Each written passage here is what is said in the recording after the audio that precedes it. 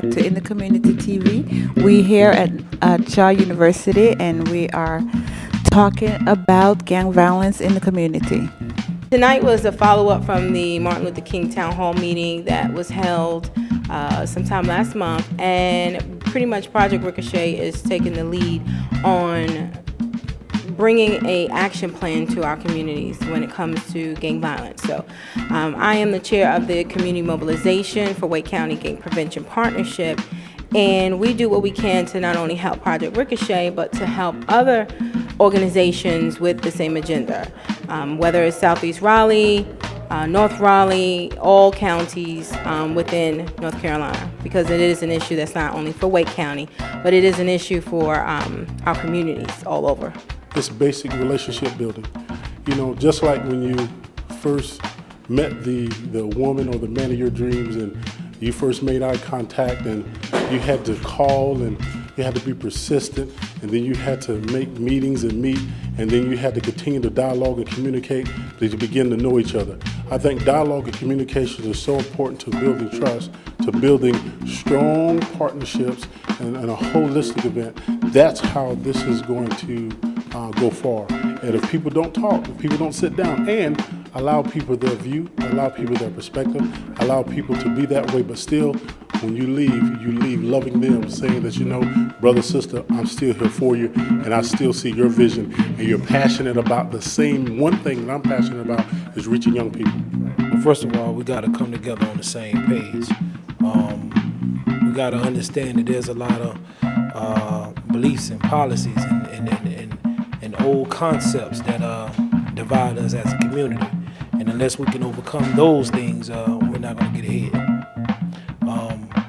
I think it was a lot of good ideas that were said in there, but also the thing is that it was still divided. And we have to look at some of the things that are working and things that the community is trust and that's already there, and build upon those things.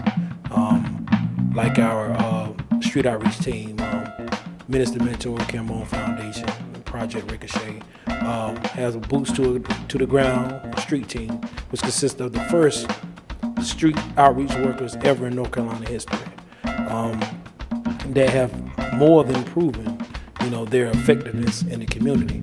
But one thing that we have realized is that when you're passionate and you know, you come from these communities, a lot of times you don't get funded.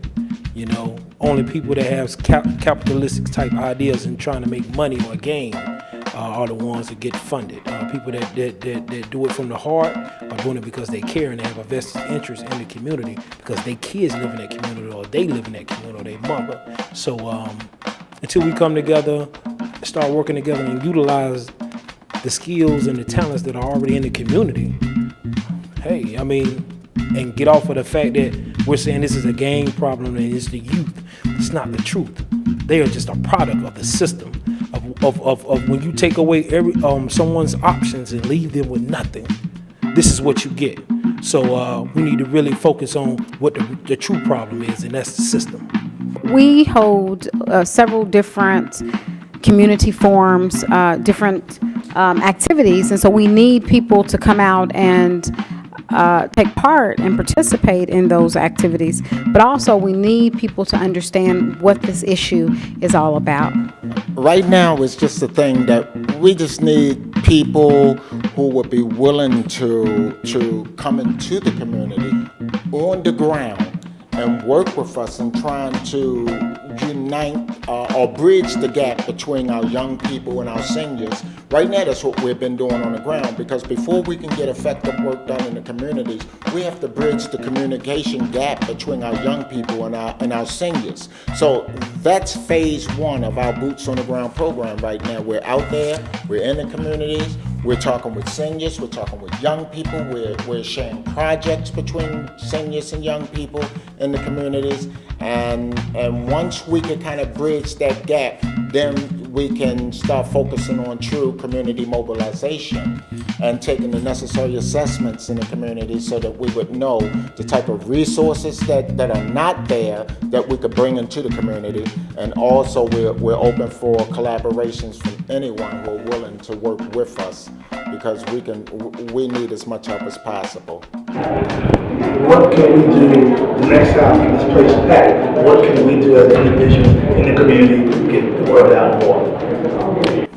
To get the word out more, proper planning, definitely, probably 3 months of planning. Definitely have some more interactive, maybe some entertainment. People are really pretty much tired of meeting just to meet. I know I am. So maybe something more social, I know what we do is we're starting mobilizing mixers.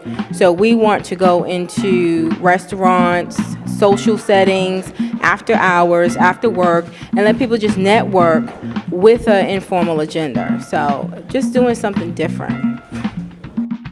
One of the things that we've identified through the gang violence research is that these are crimes of poverty, and we want to get that message out there. We know that we're in an economic downturn, and it's very rough for everyone, regardless, but we need people to understand that if we are going to pull our community, the African American community, or even a working class community out of this whole issue of gang violence, that we need to put some concerted effort to reducing poverty, creating jobs, creating employment opportunities.